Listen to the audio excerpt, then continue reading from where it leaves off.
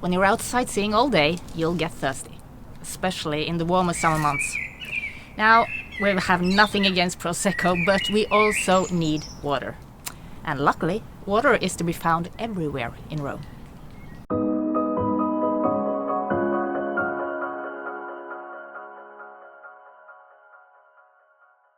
Welcome to Road Map to Rome and our best tips on how to enjoy this beautiful city. I'm Pernilla, and today we're introducing you to Rome's water fountains.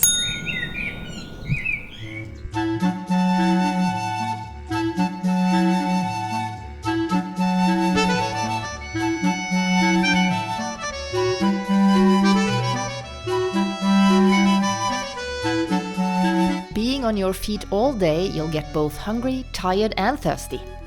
We really hope you enjoy as many of Rome's lovely bars and restaurants as possible, but please do not save on the water, and especially during the warmer months. All over the city, and especially around the major tourist attractions, you'll see these mobile kiosks selling foods and snacks and beverages. And here a bottle of water will easily run you from €2 and often 3 and 4 and 5 euros. Depending on the temperature and how long the queues are.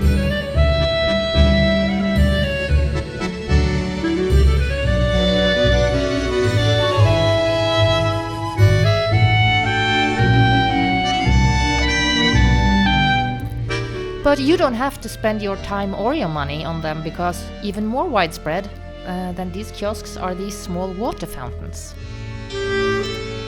The water running in these is clean, sweet tasting and totally safe to drink. You can quench your thirst then and there, and you can fill your water bottle to go to make sure that you stay cool and comfortable and hydrated throughout the day. Once you start noticing these small fountains, and they are called nasoni, you will indeed see them everywhere.